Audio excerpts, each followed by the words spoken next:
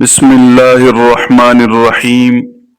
شروع اللہ کے نام سے جو بڑا مہربان اور نہایت رحم کرنے والا ہے۔ ناظرین کرام، سورہ فاتحہ کا طاقتور وظیفہ غربت اور غم کا ہمیشہ خاتمہ کرنے والا ہے۔ علماء نے کتابوں میں لکھا ہے کہ اللہ نے جتنی آسمانی کتابیں نازل کی، ان سب میں جو کچھ آیا وہ سب کا سب اللہ نے قرآن مجید میں سمیٹ دیا۔ وہ تمام معارف، وہ تمام زندگی گزارنے کے اصول جو اللہ نے اپنی ساری کتابوں میں نازل کیے، ان کو قرآن میں جمع فرمایا، اور جو کچھ پورے قرآن میں اللہ نے جمع فرمایا اس کو سورہ بقرہ میں جمع فرمایا، اور جو کچھ سورہ بقرہ میں اللہ نے اتارا اس کو سورۃ الفاتحہ میں اتار دیا۔ سورہ فاتحہ کے کئی نام ہیں۔ فاتحۃ الکتاب یعنی باب الکتاب، کتاب کا دروازہ، کتاب کو کھولنے والی۔ تو سورۃ الفاتحہ پورے قرآن مجید کا نچوڑ ہے۔ سورہ فاتحہ کو نماز میں پڑھنے کا حکم ہے، یہاں تک کہ نبی علیہ السلام نے فرمایا لا صلاۃ الا بفاتحۃ الکتاب، کہ سورہ فاتحہ کے بغیر نماز ہی نہیں ہوتی۔ چنانچہ علماء کہتے ہیں کہ اگر نماز میں سورہ فاتحہ پڑھ لی اور کچھ بھی نہیں پڑھا تو نماز ہو جائے گی، اور اگر سورہ فاتحہ نہیں پڑھی باقی سب کچھ پڑھ لیا تو نماز کو لوٹانا ضروری۔ کتنی اہمیت ہے سورۃ الفاتحہ کی، آخر نماز کی ہر رکعت میں اس کو پڑھنے کا کیوں حکم دیا گیا؟ اس کے اندر راز ہے۔ اس کو سورہ شفا بھی کہتے ہیں۔ صحابہ کرام فرماتے ہیں کہ جب ہمارے ہاں کوئی بیمار ہو جاتا تو ہم سورہ فاتحہ پڑھ کے اس کو دم کرتے تھے، یا تو اللہ اس کو شفا دیتے تھے یا وہ اللہ کو پیارا ہو جاتا تھا۔ اتنی کثرت کے ساتھ اس کو پڑھ کے پھونکا جاتا تھا۔ عجیب بات ہے کہ اتنی اہم سورت ہے اور اتنی کثرت سے ہم پڑھتے ہیں، لیکن ہمیں اس کے مضامین کا احاطہ نہیں ہے۔ ابھی اگر کسی سے پوچھا جائے کہ آپ بتاؤ کہ سورہ فاتحہ پورے قرآن کا کیسے خلاصہ ہے، تو پتہ نہیں ہوگا۔ اسی لیے آج کے جمعہ میں اسی مضمون کو کھولنے کا ارادہ کیا، لیکن قرآن مجید میں مختلف مضامین وارد ہوئے ہیں۔ مثال کے طور پر اللہ رب العزت کی عظمت بیان ہوئی ہے، اللہ کی شان کبریائی بیان ہوئی ہے، اللہ تعالی کی صفات کا تذکرہ۔ تو جہاں بھی قرآن مجید میں یہ تذکرہ ہوا اس کو الحمد نے سمیٹ لیا۔ سورہ فاتحہ کا جو پہلا لفظ ہے الحمدللہ، سب تعریفیں اللہ کے لیے ہیں۔ اب ان دو لفظوں نے ان تمام مضامین کا احاطہ کر لیا جو اللہ کی عظمت، اس کی صفات، اس کی کبریائی سے متعلق ہیں۔ سچی بات یہ ہے کہ حمد کا حقدار اللہ ہی ہے۔ دنیا میں جو بندہ جس کسی کی تعریف کرتا ہے، حقیقت میں وہ اللہ کی تعریف کر رہا ہوتا ہے۔ خاوند بیوی کی تعریف کرے، اس نے اللہ کی تعریف کی۔ جس نے اس کو بنایا، بیوی خاوند کے اچھے اخلاق کی تعریف کرے، اس نے اللہ کی تعریف کی۔ جس نے خاوند کو بنایا، ہم آسمان کی تعریف کریں، زمین کی تعریف کریں، سمندر کی کریں، درختوں کی کریں، پھولوں کی کریں، پھلوں کی کریں، وہ ان کے پیدا کرنے والے پروردگار ہی کی اصل میں تعریف ہے۔ تو تعریف اللہ تعالی ہی کو سجتی ہے، اس لیے الحمدللہ ان دو لفظوں نے اللہ رب العزت کی عظمت کے مضامین کو سمیٹ لیا۔ پھر آگے رب کا لفظ ہے۔ رب کا معنی ہوتا ہے آقا، مولا، کسی کو تربیت دینے والا، پالنے والا، اس کو رب کہتے ہیں۔ یہ رب کا لفظ اللہ تعالیٰ کے لیے خاص استعمال ہوتا ہے۔ اللہ تعالیٰ ہم سب کا رب ہے، نبی علیہ السلام کا بھی رب اللہ ہے، اور اس رب کے مضمون کے اندر بہت گہرائی ہے۔ یہ ایسا وعدہ ہے کہ اللہ نے انسانوں کو دنیا میں بھیجنے سے پہلے ان سے لیا۔ حدیث پاک میں آتا ہے کہ اللہ نے عالم ارواح میں سب انسانوں کو پیدا کیا۔ ان کی شکلیں انسانوں والی تھیں مگر ان کے جسم چھوٹے تھے، جیسے چونٹی چھوٹی سی ہوتی ہے اس طرح چھوٹے چھوٹے انسان تھے. پھر اللہ تعالی نے ان سے پوچھا کیا میں تمہارا پروردگار نہیں ہوں؟ تو نبی علیہ السلام نے سب سے پہلے جواب دیا قالوا بلا، اے اللہ آپ ہی ہمارے رب ہیں. پھر آپ صلی اللہ علیہ وسلم سے جواب سننے کے بعد سارے انسانوں نے اللہ کی ربوبیت کا اقرار کیا. اب یہ میثاق ہے، یہ ایک وعدہ ہے جو مخلوق نے اپنے اللہ سے کیا. تو اللہ تبارک و تعالی نے مخلوق کو دنیا میں بھیجا. اچھا میں دیکھتا ہوں کہ تم دنیا میں جا کے کس کو رب سمجھتے ہو.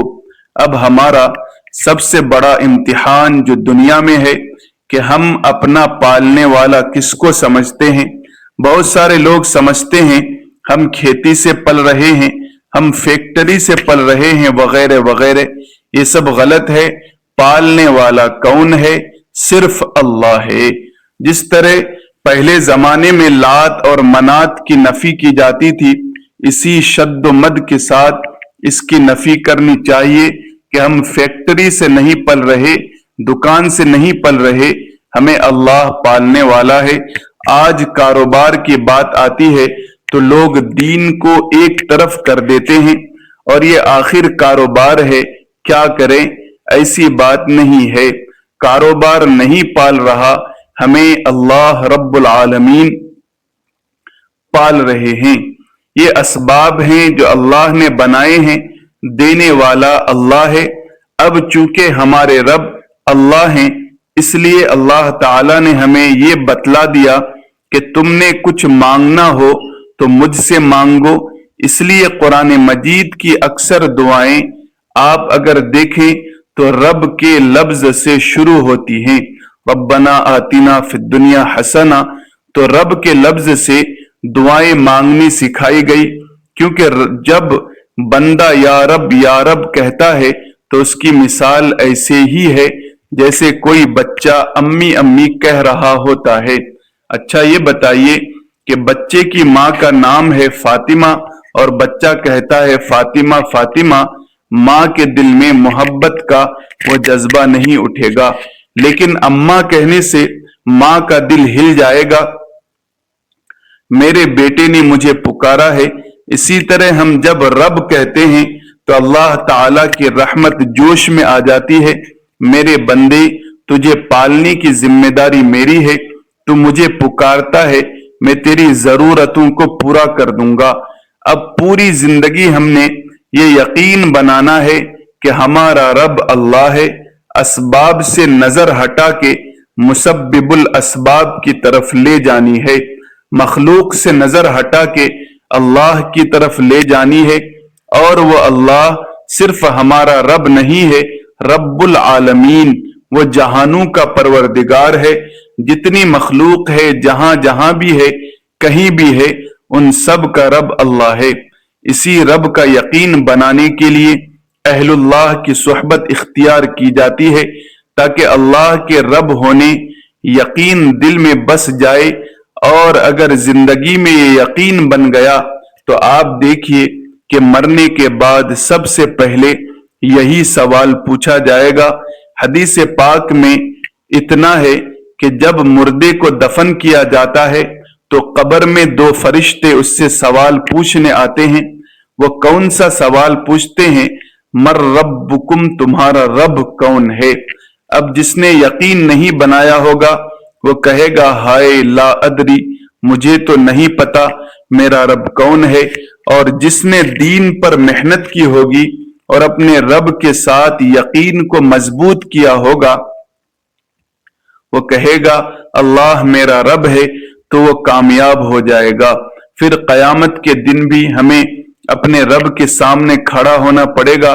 العالمین، قیامت کے دن ہم کس کے سامنے کھڑے ہوں گے؟ اپنے رب کے سامنے کھڑے ہوں گے اور جنت میں جائیں گے تو اللہ ہمیں لے جائے گا.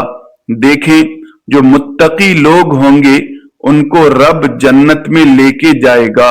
ہر جگہ پر رب کا تذکرہ، آپ قرآن مجید پڑھیں، آپ کو ہر صفحے پہ، ہر دوسرے صفحے پر، ہر دوسری چوتھی آیات کے بعد رب کا لفظ ملے گا۔ اتنا کثرت سے یہ لفظ استعمال ہوا تو الحمدللہ نے اللہ تعالی کی عظمت اور کبریائی کے مضمون کو سمیٹ لیا، اور رب کے لفظ نے اللہ تعالی کی ربوبیت کے مضمون کو سمیٹ لیا۔ اب اللہ کی جو ربوبیت ہے وہ راحمانہ بھی ہو سکتی ہے، قاہرانہ بھی ہو سکتی ہے۔ بچے کو پیار سے بھی پالا جا سکتا ہے اور مار کے بھی پالا جا سکتا ہے۔ بچہ بڑا بن جائے گا، بعض بچوں کو ماں باپ نے بہت شفقت دی ہوتی ہے اور بعض پہ بہت سختی کی ہوتی ہے۔ الرحمن اور الرحیم، رحمان کہتے ہیں اس کو جو ہر چیز دیتا ہو، چھوٹی بڑی، اور رحیم کہتے ہیں جو بڑی بڑی چیزیں بھی بندوں کو دیتا ہو۔ اور اللہ تعالی ایمان والوں کے لیے خاص رحمان و رحیم ہوگا قیامت کے دن۔ اور ایک بات کہ رحمان کا لفظ اللہ کے لیے استعمال ہوتا ہے، مخلوق کے لیے استعمال نہیں ہو سکتا۔ رحیم کا لفظ اللہ کے لیے بھی استعمال ہو سکتا ہے، مخلوق کے لیے بھی استعمال ہو سکتا ہے۔ اس لیے اللہ تعالی نے اپنے حبیب صلی اللہ علیہ وسلم کو رحیم کہا، بالمؤمنین رؤوف الرحیم۔ تو مخلوق کے لیے رحیم کا لفظ استعمال ہو سکتا ہے، رحمان کا لفظ استعمال نہیں ہو سکتا۔ مگر رحمان اور رحیم دونوں صفات اللہ رب العالمین کی ہیں۔ پھر قرآن مجید میں قیامت کے دن کا تذکرہ ہوگا تو فرمایا مالک یوم الدین، اللہ تعالی قیامت کے دن کا مالک ہے۔ ایک ہوتا ہے منصف، انصاف کرنے والا جج، وہ جج قانون کا پابند ہوتا ہے، کسی کے ساتھ ناانصافی نہیں کرتا۔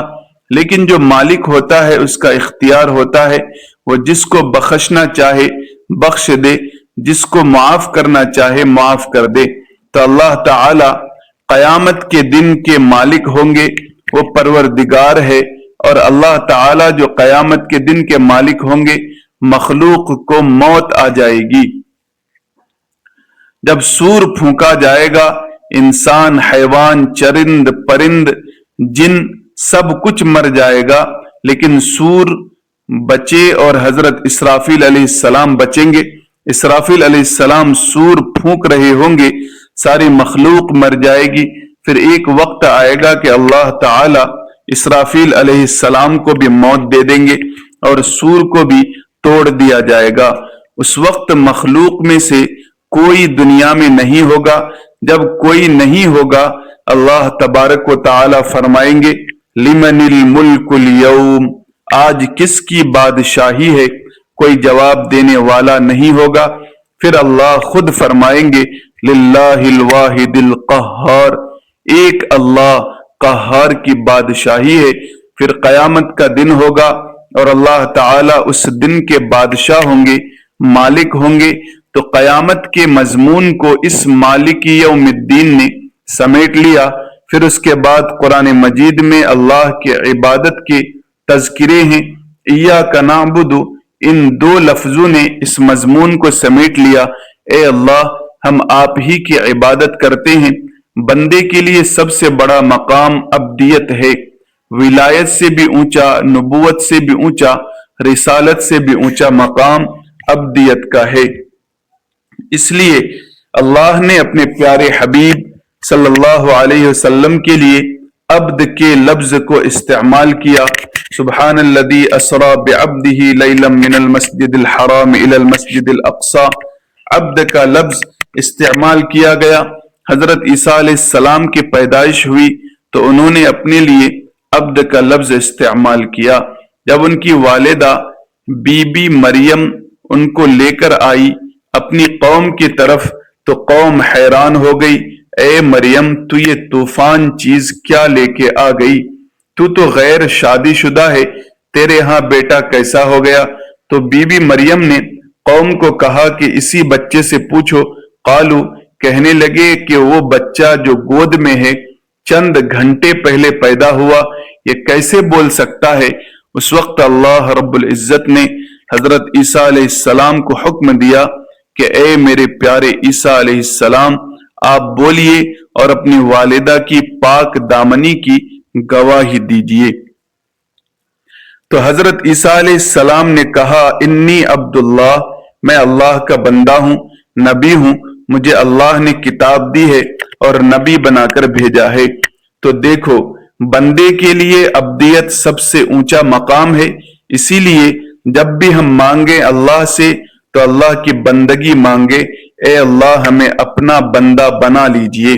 ہمارے لیے سب سے بڑا اعجاز یہ ہے ہم آپ کے بندے بن جائیں۔ حضرت علی فرمایا کرتے تھے، اے اللہ میرے لیے یہی عزت کافی ہے کہ تو میرا پروردگار ہے، اور میرے لیے یہی فخر کافی ہے کہ میں تیرا بندہ ہوں۔ تو ایاک نعبد نے عبدیت کے مضمون کو سمیٹ لیا، ایاک نستعین، اور اے اللہ ہم آپ ہی سے مدد مانگتے ہیں، چونکہ آپ کی عبادت کرتے ہیں، آپ ہی ہمارے مددگار ہیں، آپ ہی مشکل کشا ہیں، آپ ہی حاجت روا ہیں۔ تو اللہ تبارک و تعالی کو مشکل کشا مانا، حاجت روا مانا، اور اللہ ہی سے مدد مانگی۔ اب مدد جب انسان مانگتا ہے تو بہت ساری چیزیں مانگتا ہے، مگر ان میں سب سے اہم چیز، دنیا میں سب سے اہم چیز کیا تھی؟ اہدنا الصراط المستقیم، اے اللہ ہمیں سیدھے راستے کی رہنمائی فرما دیجئے۔ سیدھے راستے کی رہنمائی مل جانا، ہدایت کامل جانا، یہ بندے کی سب سے بڑی ضرورت ہے۔ اب اہدنا الصراط المستقیم نے ان پورے مضامین کو سمیٹ لیا جن میں اللہ تعالیٰ نے بندے کو ہدایت کے بارے میں فرمایا ہے۔ پھر فرمایا کہ اب یہ جو ہم نے ہدایت کا راستہ مانگا ہے، اس راستے کی خوبیاں کیا ہیں؟ آسان طریقہ تھا، آگے کہہ دیا جاتا صراط القرآن والحدیث، کہ قرآن اور حدیث کے راستے پہ چلا دے۔ اللہ نے فرمایا نہیں، صراط الذین انعمت علیہم، ان لوگوں کا راستہ جن پر تیرا انعام ہوا۔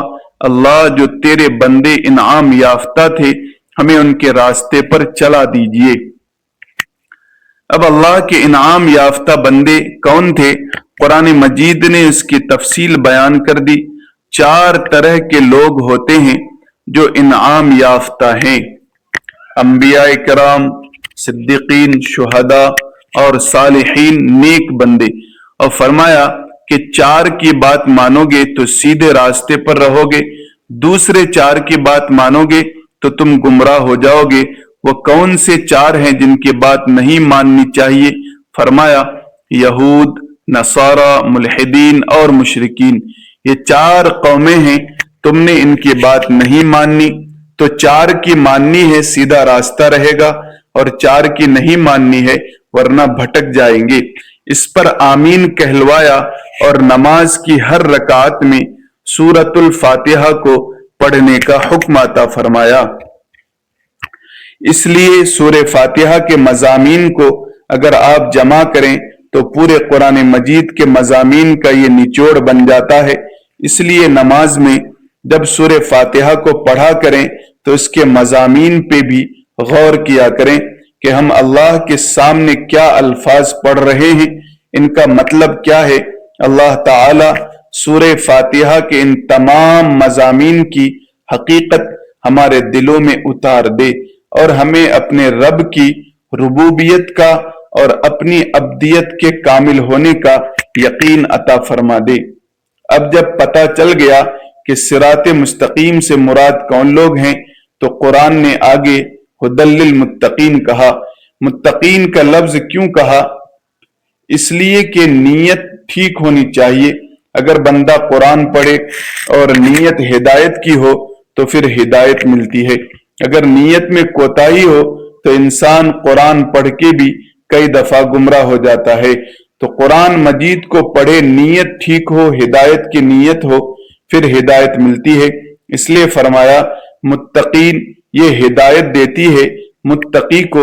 اب آ کے تفصیل کے متقی لوگ کون ہوتے ہیں؟ متقی لوگ وہ ہوتے ہیں الذین بالغیب، جو غیب کے اوپر ایمان لاتے ہیں، بن دیکھے اللہ کو مانتے ہیں، بن دیکھے آخرت کو مانتے ہیں۔ جو نبی علیہ السلام شریعت لے کر آئے، بن دیکھے اس کو مان لیا، یہ ایمان بالغیب ہے۔ اس لیے ایمان بالغیب کی اللہ کے ہاں بڑی قدر ہے۔ موت کے وقت جب بندہ اپنی آنکھوں سے ملک الموت کو دیکھ لیتا ہے اور سمجھ لیتا ہے کہ اب میرے جانے کا وقت آ گیا، اس وقت اگر یہ ایمان قبول کرے تو اس کا ایمان قبول نہیں ہوتا۔ فرعون جب مرنے لگا تھا تو اس وقت اس نے کہا تھا موسیٰ اور ہارون کے رب پر ایمان لے آیا، تو فرشتے نے اس کو کہا بہت دیر کر دی، تو اس سے پہلے اگر یہ الفاظ کہتا تو قبول ہو جاتے۔ اب تو نے جب مناظر کو دیکھ لیا آخرت کے، اب یہ ایمان بالغیب نہیں رہا، اب یہ نظر آ رہا ہے، اب تمہارا دعویٰ قبول نہیں ہے۔ تو بن دیکھے جو ہم نے اللہ کو مانا، اس وجہ سے اللہ کے ہاں ایمان بالغیب کی بڑی قدر و قیمت ہے۔ کتابوں میں ایک عجیب واقعہ لکھا ہے۔ ہارون رشید اپنی بیوی کے ساتھ دریا کے کنارے چہل قدمی کر رہا تھا۔ اس نے ایک بزرگ کو دیکھا، اللہ والے کو دیکھا، وہ مکان بنا رہے تھے جیسے بچے کھیلتے ہیں ریت پانی کے ساتھ، تو وہ اپنے پاؤں ہاتھوں کے ساتھ چھوٹے مکان چھت بنا رہے تھے۔ ہارون رشید نے دیکھا تو اس نے پوچھا بہلول کیا کر رہے ہو؟ مکان بنا رہا ہوں۔ کیوں؟ کہ جو بندہ اس مکان کو خریدے گا میں دعا کروں گا اللہ اس مکان کے بدلے اس کو جنت میں مکان عطا فرما دے۔ بہلول قیمت کیا ہے؟ اس نے کہا 1 دینار قیمت ہے۔ بہلول سمجھا کہ یہ موجی بندہ ہے، بس موج میں بیٹھا ہوا ہے۔ پیچھے اس کی بیگم آئی، اس نے بھی سلام کیا اور 1 درہم میں وہ مکان خرید لیا اور کہا میرے لیے دعا کرنا۔ تو ہارون رشید نے خواب دیکھا کہ جنت ہے اور اس کے خوبصورت مکان ہے، جنت کی سیر کر رہا ہے۔ بڑا حیران ہوا، ایک مکان کی 1 اینٹ سونے کی، 1 اینٹ چاندی کی اور مشک کا گارا بے جوڑ ہیرے موتی کا بنا ہوا تھا، سرخ یاقوت کا بنا ہوا تھا۔ ہارون رشید بڑا حیران ہوا، ذرا غور سے دیکھا تو اس کے دروازے پر اس کی بیگم کا نام لکھا ہوا تھا، زبیدہ خاتون۔ تو ہارون رشید خوش ہو گیا، کوئی بات نہیں، میری بیگم کا گھر ہے، چلو میں اندر جا کے دیکھتا ہوں کیسا ہے۔ جب دروازے سے داخل ہونے لگا تو وہاں فرشتہ بیٹھا ہوا تھا، اس نے روک لیا، بھائی تم کون ہو جو اندر جانا چاہتے ہو؟ ہارون رشید بولا کہ جس کا نام لکھا ہوا ہے میں اس کا خاوند اور شوہر ہوں۔ فرشتے نے کہا اس جہان کا قانون یہ ہے کہ جس کا نام ہوتا ہے وہی جا سکتا ہے، دوسرا داخل نہیں ہو سکتا، تم جاؤ واپس۔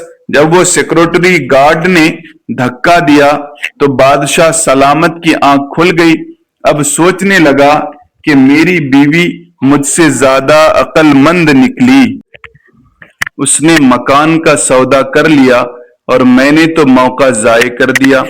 اب بڑا افسوس ہو رہا ہے، سارا دن سوچتا رہا کیا کروں، پھر خیال آیا کہ آج جاتے ہیں، اگر بہلول مکان بنا رہا ہے تو میں اسے خرید لوں گا۔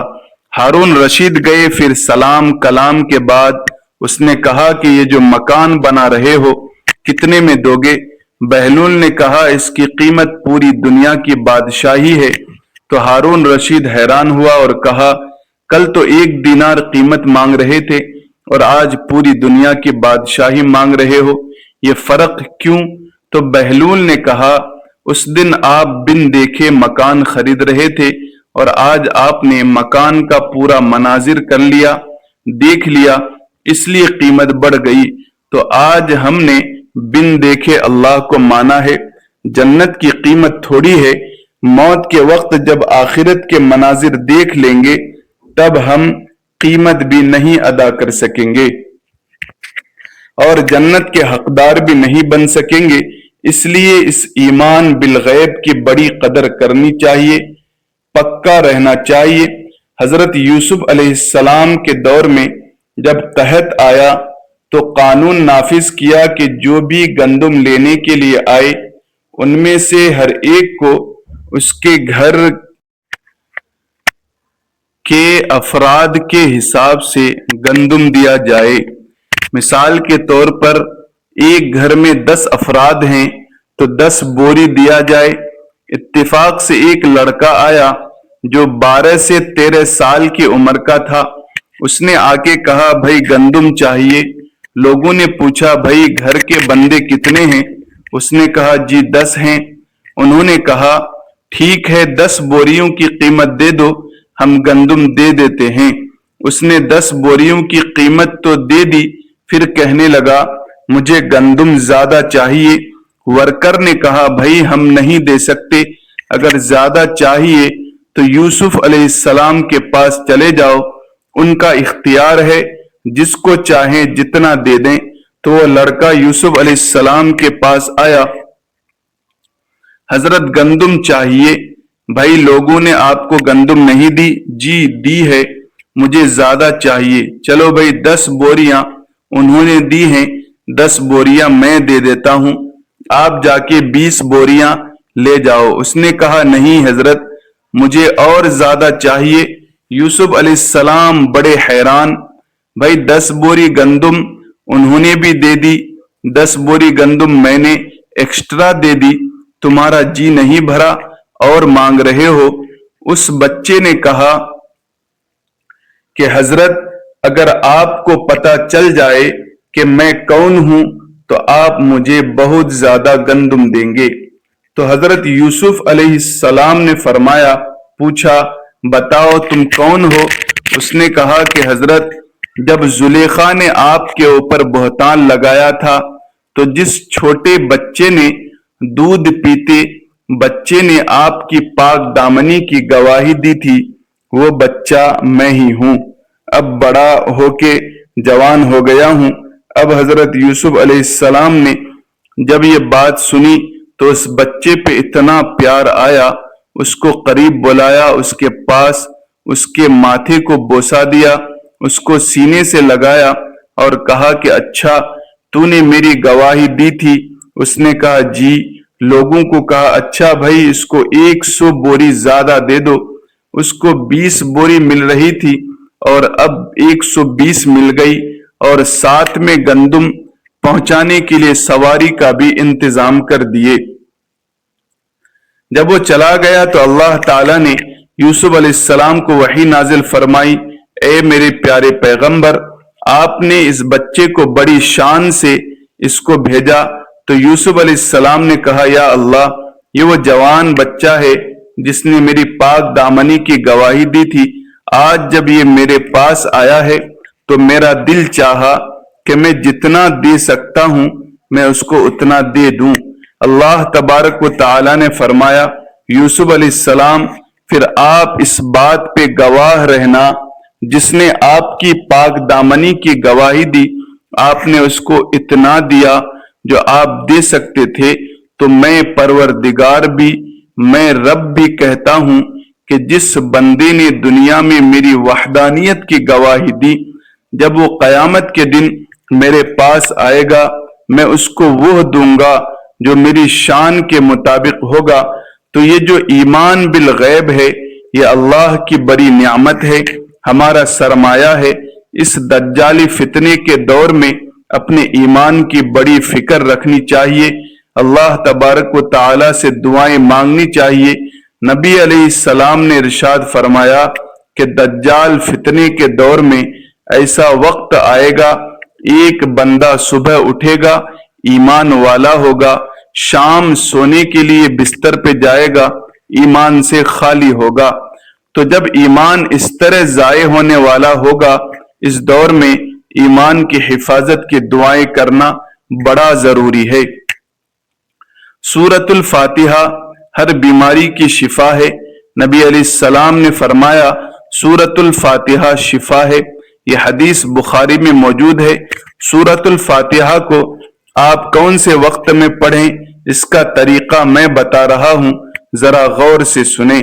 فجر کے بعد یا عشاء کے بعد باوضو 7 مرتبہ سورۃ الفاتحہ پڑھیں۔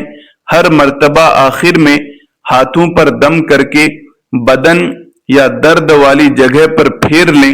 آخر میں اس بیماری یا درد سے شفا پانے کے لیے دعا کریں۔ ناظرین کرام، سورۃ الفاتحہ کا وظیفہ کرنے سے غربت، قرض، ٹانگوں و کمر کا درد، فالج، شوگر، آدھے سر کا درد اور ہر اندرونی و بیرونی بیماری سے اللہ کے حکم سے شفا ملے گی انشاءاللہ۔ یقین، تسلسل اور حلال رزق کے ساتھ پڑھیں۔ شفا دینے والا صرف اللہ کی ذات ہے۔ ناظرین، رب تعالی سے دعا ہے کہ ہمارے ایمان کی حفاظت فرمائے، نیکی کے کام کرنے کی طرف ہمارا دل مائل ہو جائے۔ ویڈیو اچھی لگی ہو تو لائک کریں، شیئر کریں، چینل کو سبسکرائب کر کے بیل کی گھنٹی کو دبا دیں۔ جزاکم اللہ خیرا کثیرا۔ السلام علیکم ورحمۃ اللہ وبرکاتہ۔